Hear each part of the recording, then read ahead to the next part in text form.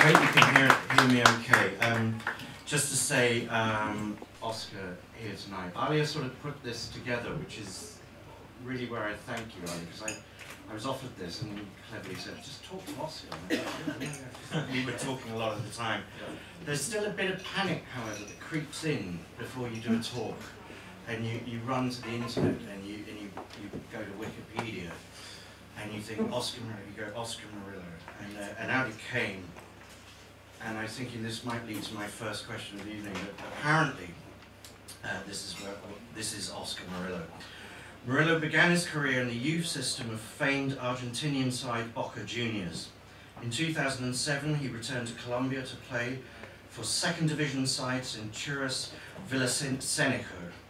He was signed on loan by Colorado Rapids in February 2010.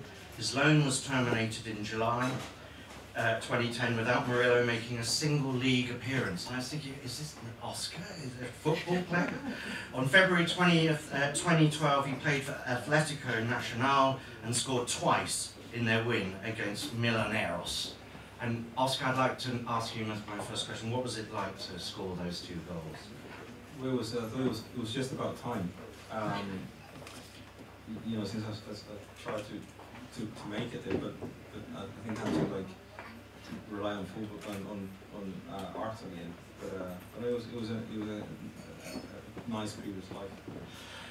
Oscar, if I just point to this image, we're here tonight to talk about intercourse at the ICA, but this is something that happened recently at the Serpentine. Would you tell us more about it? Yeah, well the Serpentine, they approached me pretty much this time last year, and I was living in New York, and I was, they said, you know, they obviously do the park nights in the summer, and I was very excited to take part of it, and it was very much an honor to be invited.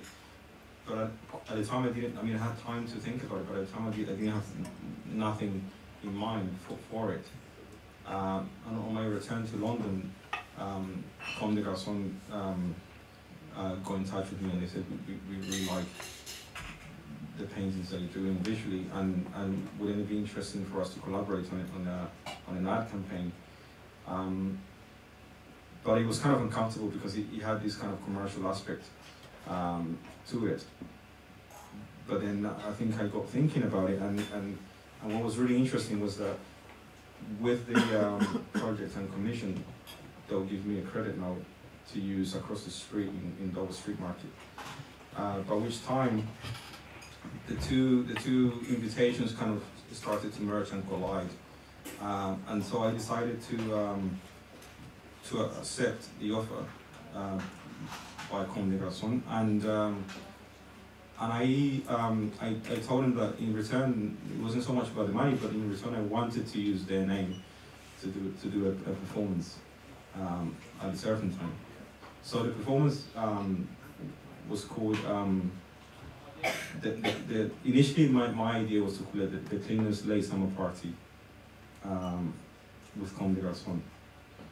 But then the Serpentine has that brand of the summer party, and so I couldn't use the summer party, so I had to put late in the title.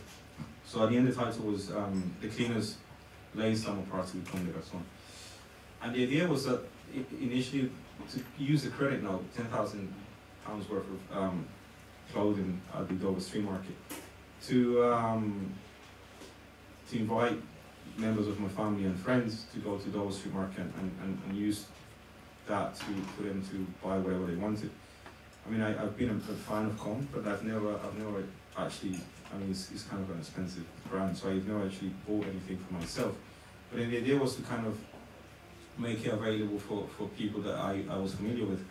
And so some members of my family came to Mayfair and went inside, and they obviously were pretty intimidated by not only the surroundings and everything that Dover Street Market means, but also the prices, and it was a complete cultural clash.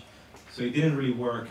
But then the next step was to buy very simple items like the Com t-shirts and the perfumes and take them to the Serpentine and then we would do like a summer fete where through dancing and very simple games, people had the opportunity to win a t-shirt or a perfume. So throughout the night, the idea was that we would kind of give this away and democratize a kind of a label like Com, and that was very much the project. I mean, it's an amazing thing, because I think for some people finding a way into Oscar's work, many people will have seen the paintings, but it begins to occur that it is part of a much bigger cosmology. It is a bigger picture, and I attended this event, and I remember thinking, well, first and foremost, where the hell am I? Because it was like Colombian music. It was all about a raffle. I was meeting various people from the art world, and at the same time I was meeting members of your family and extended family and Colombians in London. Yeah. Yeah, I mean, I think there were two sides to that project, and it was trying to remove these labels of performance from the event or the invitation. I mean, that was kind of already something difficult to do, because you're at the Serpentine and it's such a cultural institution. But then a lot of the people that came, they thought they were coming to a party. It wasn't, I mean, to a section of people that was there on the night, they didn't know what the Serpentine was, and the whole kind of, the way I kind of advertised it to my friends was that we were going to have a party, a summer party. And so certain people thought, well, we're coming to see an Oscar Murillo performance. But then from the other angle, there were just people who were dressed up for a party. And I think that was a kind of where these two worlds begin to meet. And it's where you begin to see in some of the paintings, these are the numbers from the bingo prize, or from... Well, I mean, this series of kind of installation of smaller paintings,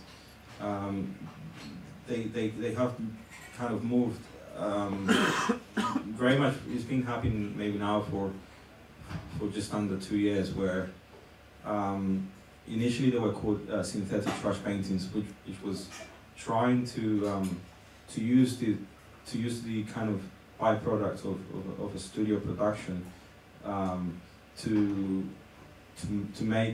make work. So I initially saw these paintings as being the DNA of the studio, where very much anything that was left over, including bits of paper, I made into work. So the idea of using paint actually became an adhesive to that kind of attracted dust and thread that was around the studio. But then he moved on to this series of paintings, which I then began to call bingo paintings. And rather than being, as well as being the kind of leftover of the studio, it was also making connections to the more kind of performative things that I was doing, like the things at the Serpentine, and the other things I've been doing in warehouses where people get invited to play bingo, or we do fictitious birthday parties for members of family, or just kind of random people.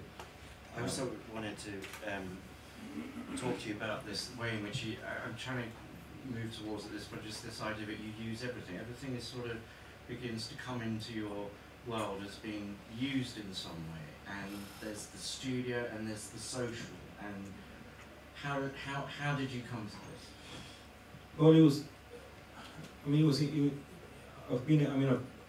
growing up before going to art school, it was very hard for me to kind of, the idea of painting, I mean, culturally was so kind of alien to me. But I've always been seduced by making paintings, and initially it was really hard, because the idea of the brush or making paintings in what someone might say a conventional way were not kind of satisfactory enough. So what I began to do was to really try to not so much invent, but try to use very much every single aspect of who I am as a person, socially and also the idea of work and labour, to infuse that into a practice. And so then painting almost becomes a byproduct, or something that is obviously what people might see mostly at galleries, or might have more of a kind of rounded idea of what my practice is. But for me, painting is really the last kind of step, and is I was having a conversation at the weekend about this artist called Ilma Klimt, who's Austrian, and she died you know, probably like some time ago, and she said, oh, you know, I don't want to, when I die, I don't want to show my paintings. I want to have a gap of 20 years, and then I found that really interesting, because I feel like I want that to be the case every time I show, to show my work. That is something that somehow comes, some kind of archive, you know, something that comes from the past, as a record of activities, like more or less social activities.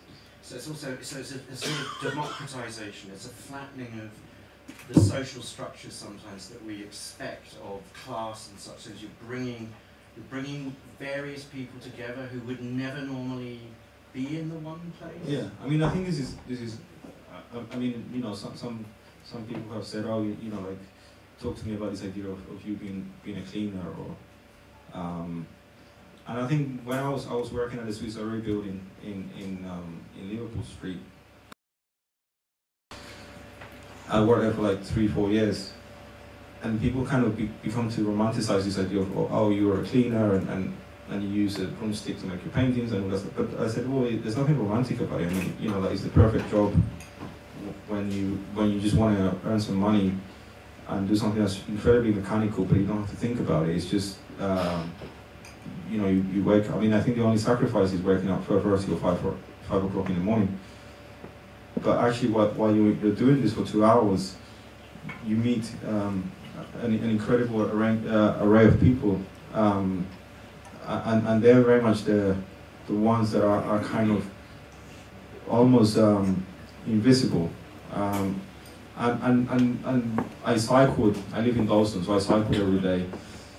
And it was an interesting journey, because the buses were packed of you know, Hispanics or East Europeans, and on the way back from working, those buses going into town were full of white collar workers. So it was kind of an interesting crossover, and that same thing happened when you finish at the Swiss Array at 7:30 or 8 o'clock in the morning. That the doors will spit you out into the street and then intake people, you know, the bankers and so on and so forth. So it was kind of an interesting. So I kind of, you know, being part of these two worlds. So it was an interesting relationship. And they also have an incredible art collection, which is great. But it was wonderful working. Yeah, exactly. It was really fun, and I really enjoyed myself, because you know, when I was in art school, I spoke to Richard Wentworth about it, and he said, oh, well, this is very symbolic. It's symbolic cleaning, because you're not actually cleaning anything. Everything's really clean. You're just going there to very much supervise. So.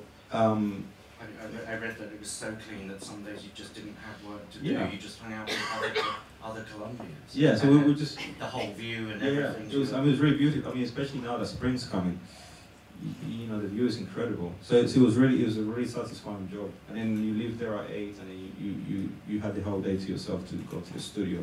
So it was the perfect kind of thing. I mean, in some ways, it's evidenced by a picture I've seen without wishing to romanticize it, but it is you with a broom.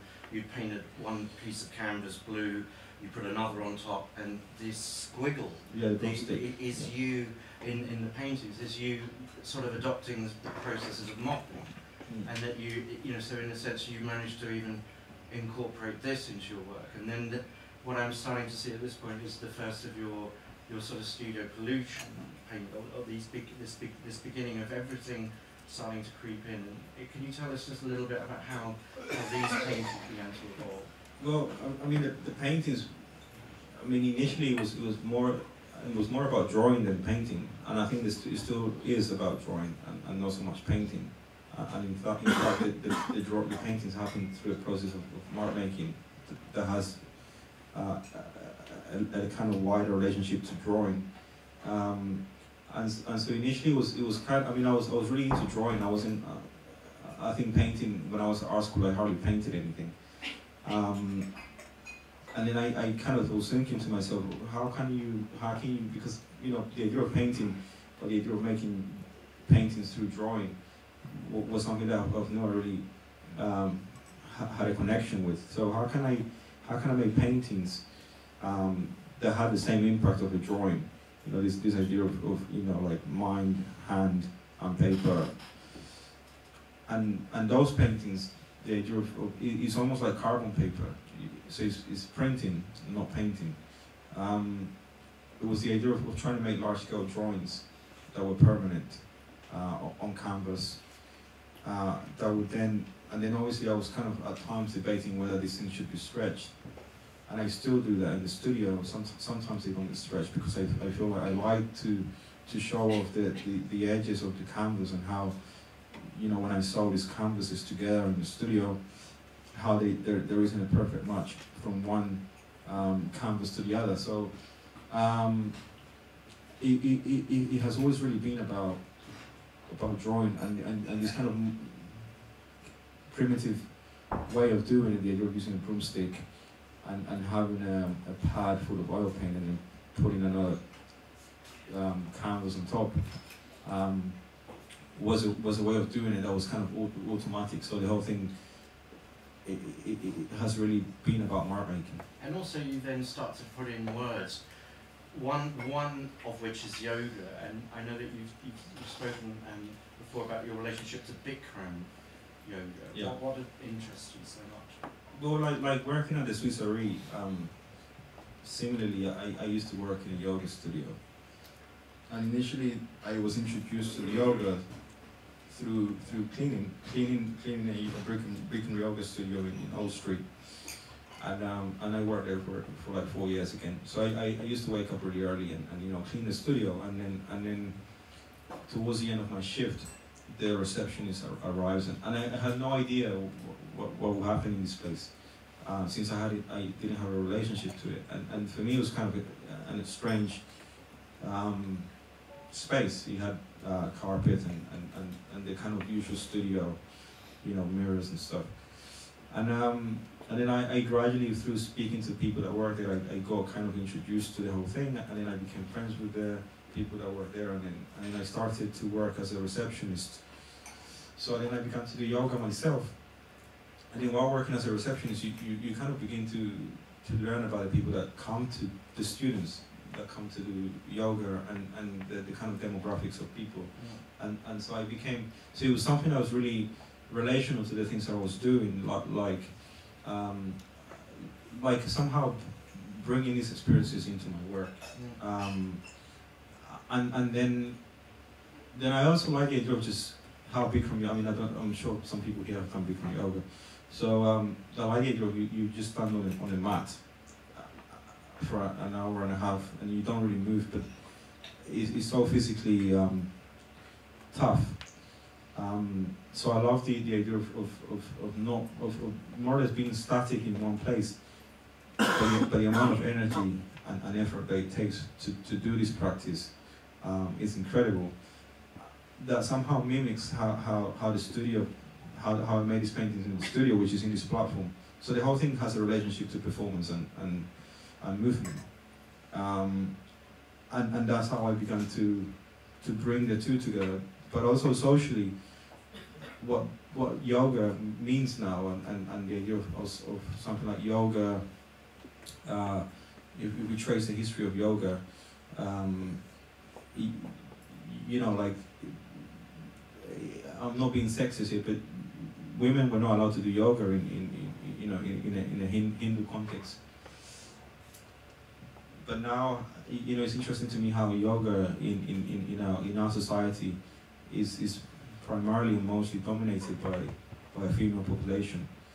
Men do yoga too, but it's kind of, so I like how cultural kind of, it's a cultural kind of, you know, how culture flips itself.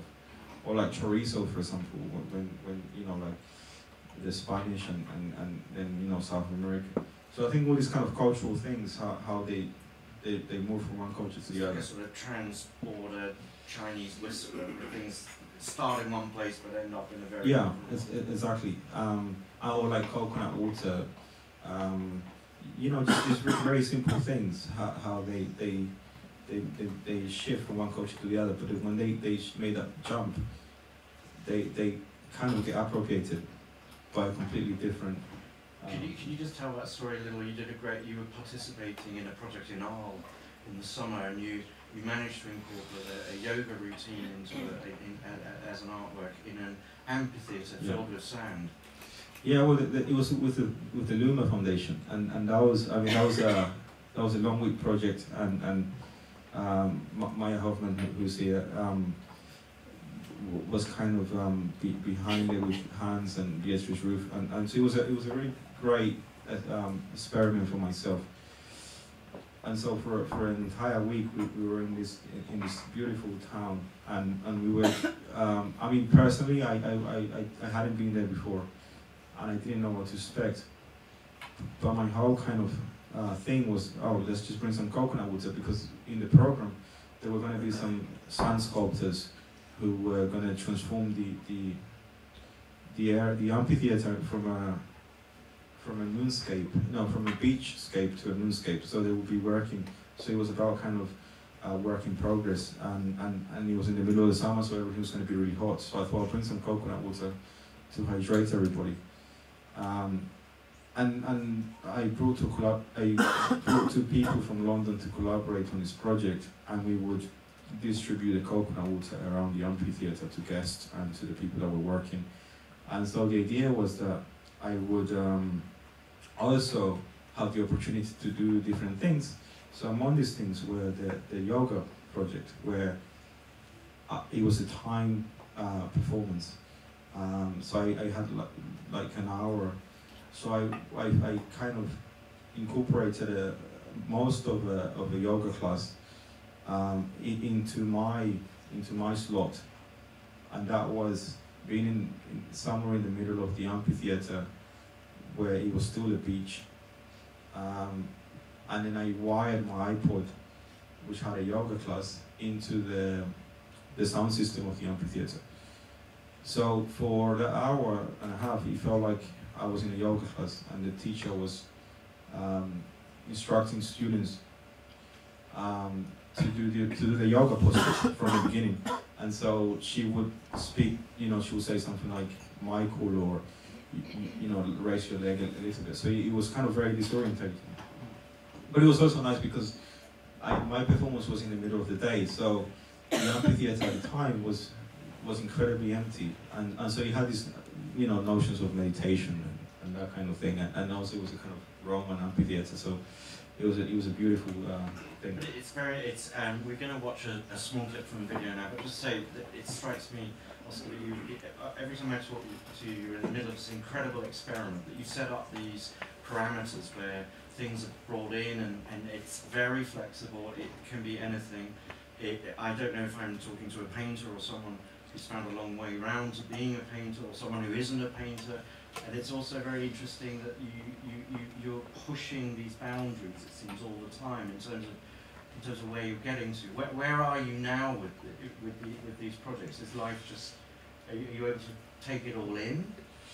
Well, I think you know, also, you know, this is, I guess, being here is really interesting, because, you know, we're not here just to talk about, I mean, primarily about my work, but you know, when I first met Gregor, and after he invited me to do the Intercourse project in the summer, this coming summer, and right kind of a few days before he came to my studio, I went to Soho, and I was I primarily and mostly use canvas. It's actually only canvas to make my work, But I was kind of interested in maybe experimenting with new fabrics. So I went to Soho, to Berwick Street to find maybe like silk or like really delicate and expensive fabrics to maybe do something with them. I didn't know what at the time.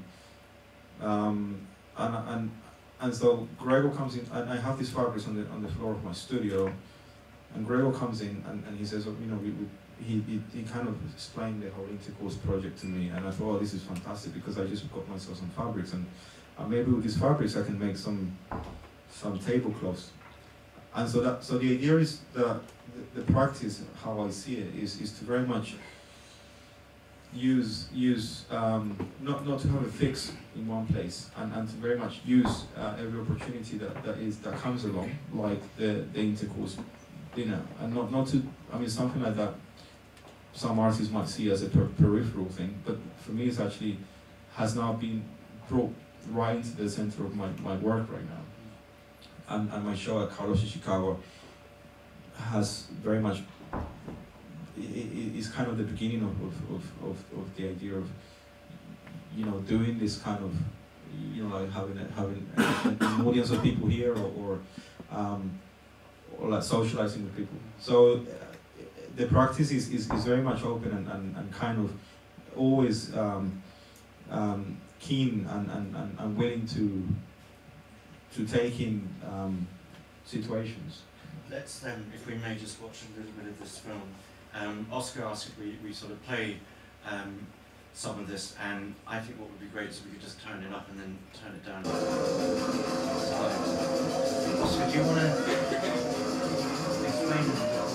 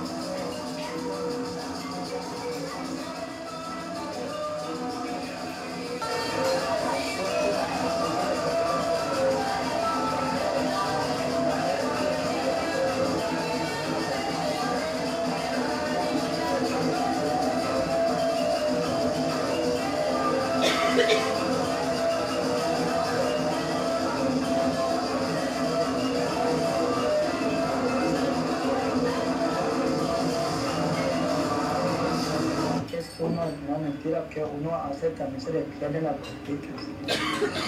A니 hace de qué? Algo tan chévere. Porque chino. Ahí no llega a ver eso. Ahí mira, no llega a ver.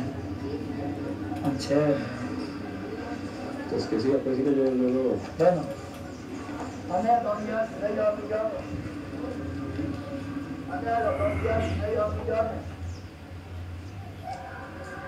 Ana los días, ellos millones.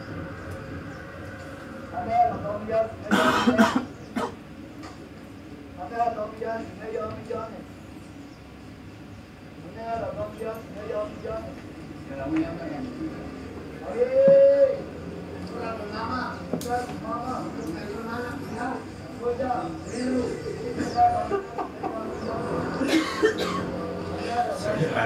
Oscar, if you could just talk over this, what are we seeing? So yeah, so Ramon, his name is Ramon, and he's around 48, and he comes from this like myself, he comes from this village in Colombia, where Jonathan Weiner was with me in December. And so we won't show that film. So Ramon is for I guess since I know him, he works in the streets selling lottery tickets for next to nothing. And I did this myself for a very short period of time, and where we just go around the town and we shout out, and we go to certain people that buy the tickets on a regular basis. So Ramon does this every single day for the entire day, and he just walks. I mean, we're talking about Colombia, and it's incredibly hot. It's hot every day. So he does this. He kind of does the rounds like a newspaper boy, and sells his lottery tickets to make a living. And I mean, there's nothing pitiful about it. I mean, it's kind of, you know, he keeps fit, and it's kind of an interesting job. At the beginning of this video, when we encounter ourselves, he tells me that he's incredibly tired, and I have this bicycle in Colombia. He says, you know, why don't you give me a bicycle before you go back to London? So I said, sure, I'll give it to you. I didn't give him the bicycle. But Ramon is for me. I was keen to go with him around and just follow him, and the banter and the kind of conversations that go with his job, and what people say to him, and almost in a kind of very dismissive way. Some of it is rude, some of it is just fun conversation. But I was also drawn to this because he's kind of very primitive forms of obviously salesmanship and marketing and advertising.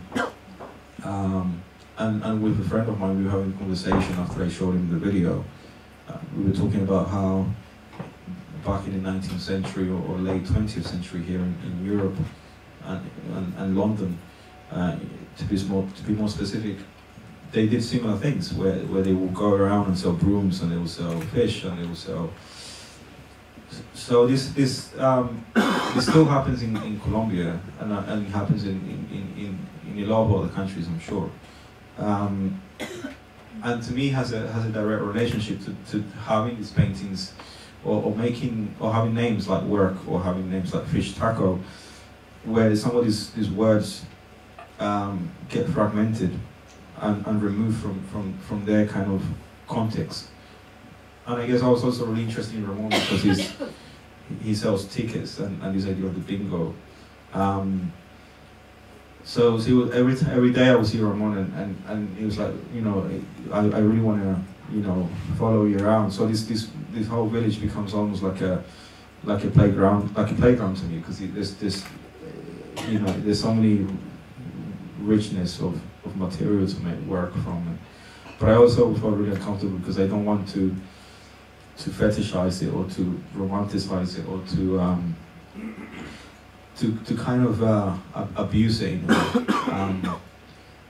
And so I kind of follow Ramon for something like half an hour in a very like nonchalant way, and it was just a lot of fun doing that evening, and that's kind of what we were. And it's the street as sort of shop, if we could go back to the images, but also that sense of, I mean, the poor guy kind of walks around as you're watching it, and he's got a wad of these tickets, he's constantly flicking, so whoever buys one is basically buying what looks like a used lottery ticket, such a thing. And you get the feeling the poor guy doesn't sell one ticket, but he kind of meets all these people in the houses and the homes, and it's his day, right? I mean, yeah, so it's also like, just, you know, this is what, you know, this is how people do it, and you know, there's just an everyday occurrence. Again, in terms of you sort of bringing things into your work, I just wanted to give some examples. Some of these artists are certainly very, very familiar to me. I'm sure familiar to many people here. But this is a work by Bruce Nauman called Mapping in the Studio. It was a very, very large video projection work which he initially made for Dia, and in that piece he set up night vision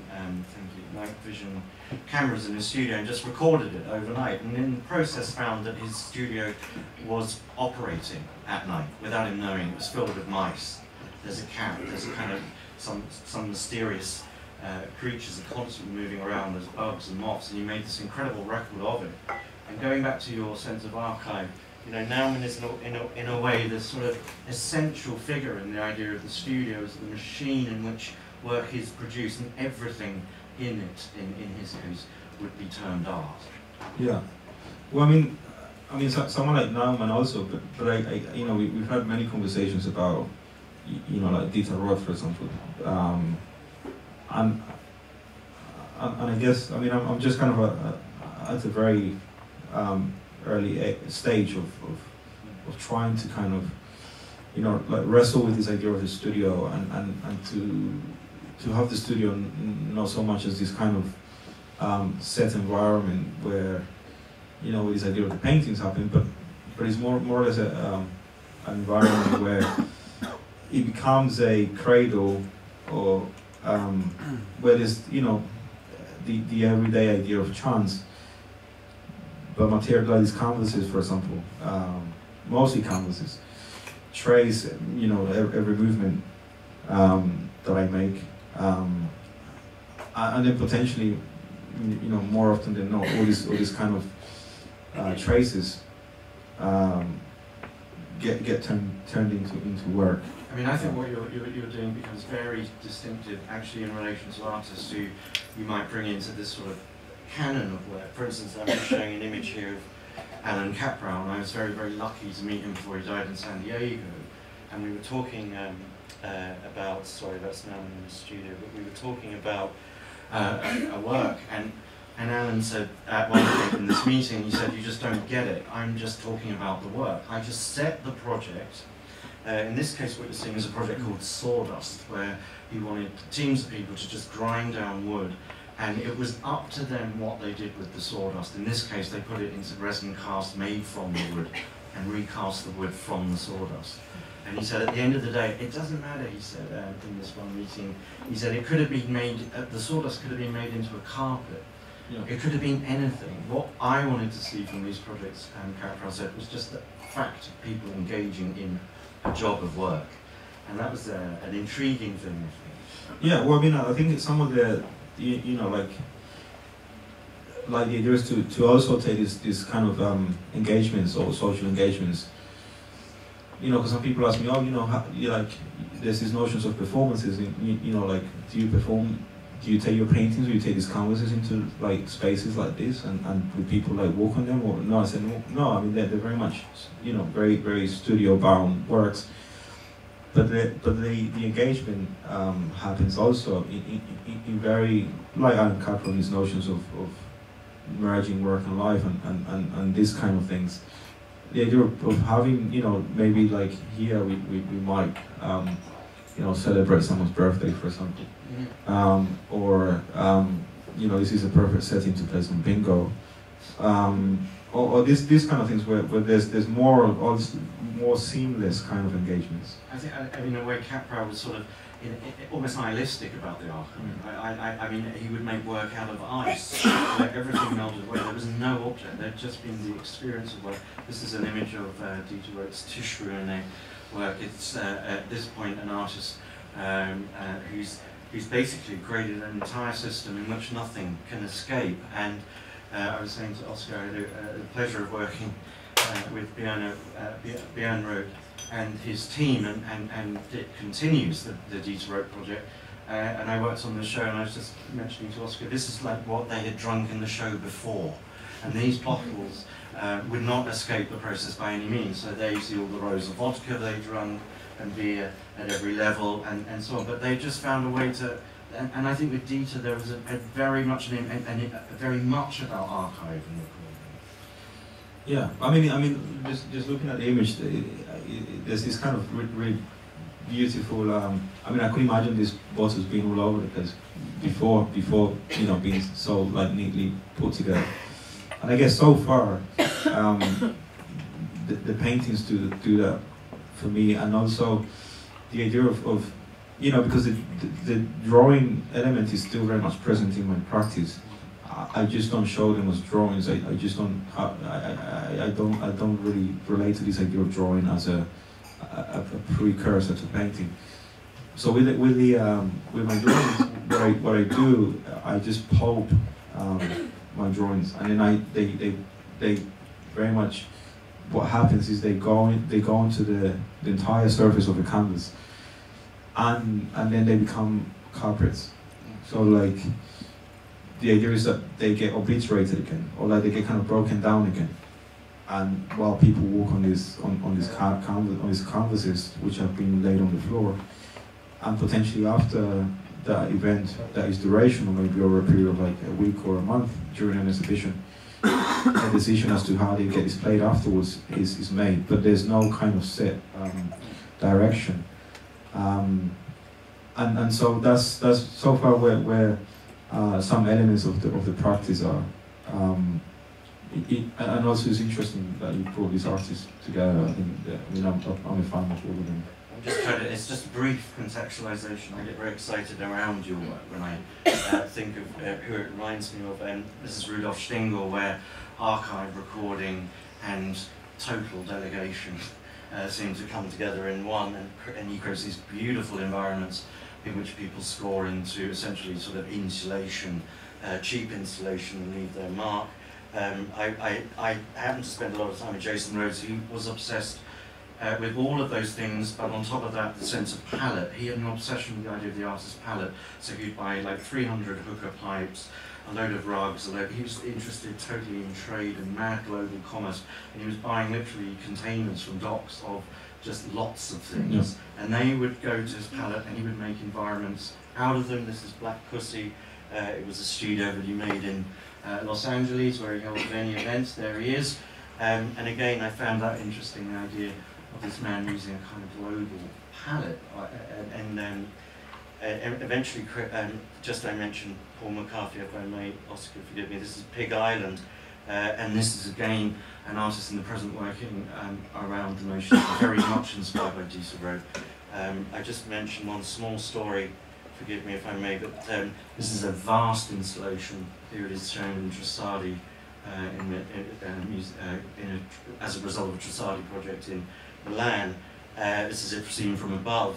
It occupied the artist studio for many years, and in that process, as I say, nothing, observing Rhodes' idea of creating almost a hermetic system, nothing was let out.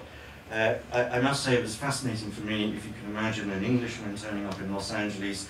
The one week I turned up, it rained every day, and it was so wet, I can't tell you. It seemed to me that even the raindrops were bigger than they are over here. It's your fault, Chris. Yeah, I know, I brought this, and at one point I was talking to Paul while we were looking at this installation, and the roof of the studio burst open, and water just poured in, and suddenly he can really move, Paul, and he kind of just ran up the sculpture and put this red bucket there, and he climbed back down, and water was pouring into it, and he said, you know what, that'll probably be there at the end of the installation, and surely it is. It's now in the piece. I'm glad to say I was there at the moment that it happened, but I love that idea of him just kind of, as I say, just including, he just was including everything at times. Yeah. Intercourse is coming up, and we've asked you to work on our projects at the ICA, and the previous projects have included Tracy Emin, who was rather fantastic, and thankfully on very good form that day, and managed to sell 3 drawings while talking about meeting the Queen, which was great, and she actually entertained us all immensely, and we like this idea of the ICA of something like an event like this happening, and it being in the presence and with the artists, and that they're core. And it was a great moment when Tracy started drawing, and suddenly something unplanned for, everyone brought out their iPhones, and they're just arms in the air watching her as she painted. We then worked on a year with Subodh Gupta. As you can see in this situation, Subodh Gupta, Indian artist, wonderful man, came along and welded 3 works for us, which we sold on the spot, raising money for the ICA and its projects moving forward. And now we're coming to Oscar, because it struck me, Oscar's the man for the job. You can have intercourse once, twice, and for the 3rd time, I think you really need something special. That is Oscar. These are some rather interesting people who would go to said event. There's shame Alison here tonight. And it's a wonderful event. It raises us huge amounts of funds. We're very grateful to all who participate, especially the artists. So I went to Oscar and I said, Oscar, how are we going to do this? Because it just struck me that Oscar could kind of integrate every single element of this event. But tell us where we've got to so far. Yeah, so this is, I think this was before Christmas. And so I had put all this fabric and you know, Gregor comes in, shows me with the videos of previous projects that, you know, Tracy, I mean, I started Gupta and I thought this is perfect because suddenly this is a great opportunity to work with, not so much have this kind of distant performer audience, but the perfect kind of opportunity to work with people and very much incorporating them into a very large project. And so far at the moment in the studio, I'm just putting, so I bought some of these fabrics in Colombia also, and they were left around my town for a while, so they've covered some pollution and debris and this kind of DNA that I like to call it. And then I brought them to London, and then the ones that I've had in London. So now at the moment I'm making tablecloths.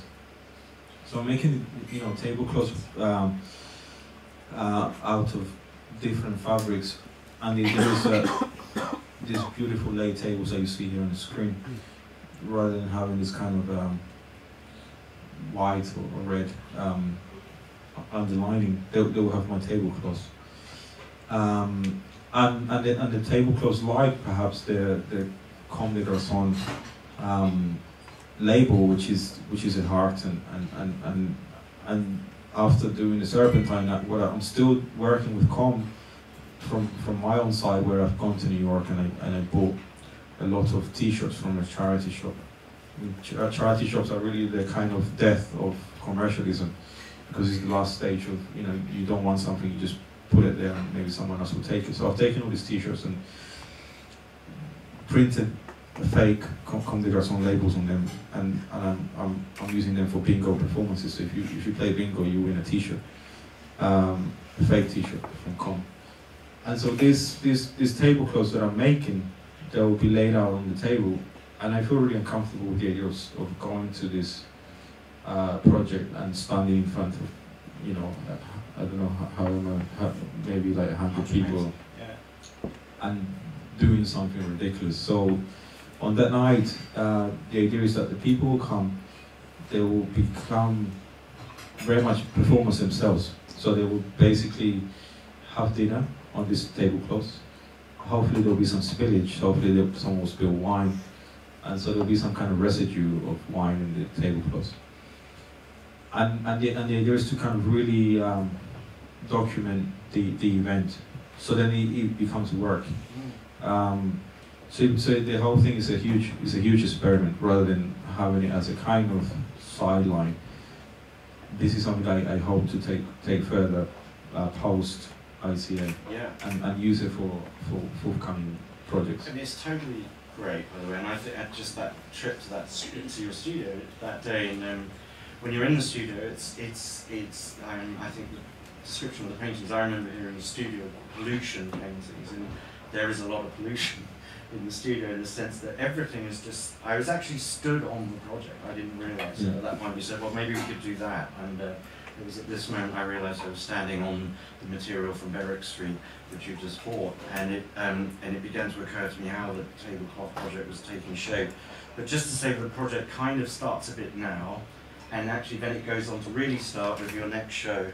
And if you imagine all this wonderful gala dinner and the gorgeous food we're going to have, this is your show coming up at Carlos Ishikawa, which will open on the 22nd of March. And this is really your take on the intercourse event as it has been, perhaps, or a sort of it's in relationship to. No, absolutely.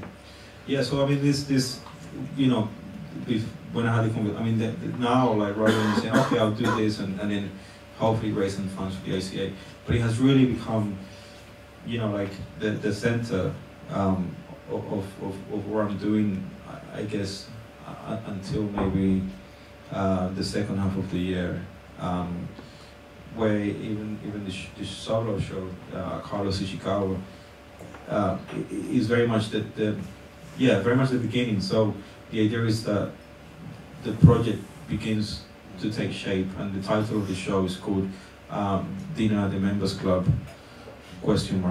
Yes, please, I'll have it Black Americano. So that's kind of, I guess, what we're doing here is like we're meeting, we're having a conversation. Then we'll take it onto Carlos Ishikawa. There will be more of a kind of exhibition context situation, and then the invitation is, this idea of the menu and taking it on from there. We had this absolutely fabulous committee and members on that committee here this evening, and I mean, as I will certainly be going to the opening and be looking at the sheets. Table covers will start to sort of take shape as part of an installation there, and then we're all going to go to have a lunch. This is the Intercourse Committee, and at some point I suspect you will film that. Yeah. You will film all of us in your show, beginning to interact with your work, but also, as you say, you'll roll this on. Yeah, I mean, I have post the lunch, post the dinner in June for the ICA. I have a show at South London Gallery, and so potentially this is where things might be taken on next, and there is at the ICA things will be kind of recorded, and these tablecloths will be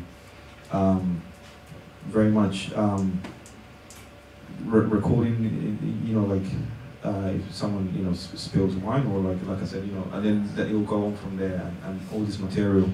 So also just moving away from this idea of the studio as a kind of nucleus, but using all these invitations to make work from. So now I'm really excited and curious to see how this will take shape. We are too. It's great. I think it's a brilliant project for the ICA, for all of us. I just wanted to ask if anyone has any questions. One or two questions for now would be great, but before anyone has any thoughts there, just to say what an incredible moment in time. We catch you after you've just had an extraordinary exhibition at the Rebels in Miami. You were the talk of the town there. You are in the midst of this astonishing amount of interest, I expect, which is descending on you in this particular day and age. I mean, I would rather talk more about the excitement of that than the market, but at the same time, what do you make of being in this position at this very moment in time? No, I mean, I just, I mean, it's very, it would be very nice for me to say, oh, I'm not paying any attention to it. I'm skewing, but I know it's great. I mean, it's fascinating. It's very exciting. But I think it's also very important, just like I'm doing, just to kind of, stay focused and be in the studio, make work, and don't really get sidelined by any of this noise. And I think even more important is somehow to use this attention to propel myself and continue to make work out of that somehow. Would anyone have any questions at this point in proceedings? Don't worry if you don't. No? Okay, there's one. Yes, you haven't spoken about it. I'd like to ask whether you think that love plays a role in the creative process. That's a very good question. And it's something that has, I mean, are you talking about like affection or? Well, it came across to me particularly from that film of the chap there. Yeah. That there was some very, very deep, something quite deep behind that. It seemed to me. So a real love of the material. Well, I think it's a real love of just my background really, and previously I did this project in Paris where I celebrated a birthday party for a family friend, and then they wrote very briefly in the magazine saying, well, there's a danger here of you trying to objectify your family and your personal life. But I mean, personally, I don't see it that way. I mean, personally, is just really a really great opportunity to introduce, you know, people that are close to me into this new circle that I find myself, and in a really interesting. And this has a lot to do with what Gregor just said about, you know, how are you keeping your feet on the ground, and it's just really by, you know, staying close to the people that you love, and so they become also very much in the center of your work and your practice. So I think that's how, and that probably, you know, answers the question. There's one more. Why didn't you give him your bike? Sorry? Why didn't you give him the bike? Well, because Ramon, he has Sorry. it's nice. No. Ramon. The problem with Ramon is that you know, people take pity on him, and people help him out, you know, occasionally. But in a different town, he has someone that apparently he talks about it in the video, and there will be subtitles when I show this properly. But he has a girlfriend apparently. He's a driver. No, his girlfriend is using Ramon, and so when someone gives him stuff, she very much is milking him basically. Okay. So that's kind of why. Being protective. So yeah, I was kind of being protected from a harsh point of view. Yeah. If I may say for now, I'm sure Oscar will be around for a while if you want to approach Oscar. He is approachable. Yeah, but one more thing. Vanessa Carlos, who's my gallerist, and she's sitting over there. Today's her 31st birthday. Oh, happy birthday! I wanted to. I got some champagne also to celebrate. So you know, there will be some champagne for us to celebrate her birthday. I think just to say, Oscar, thank you so much for being so generous, and so generous with your time, and it's absolutely incredible what you're doing, incredible where you are. Keep going. Thank you so much for what you're doing for us at the ICA. But Oscar, I think you're brilliant. Just thank you. keep going. Excellent.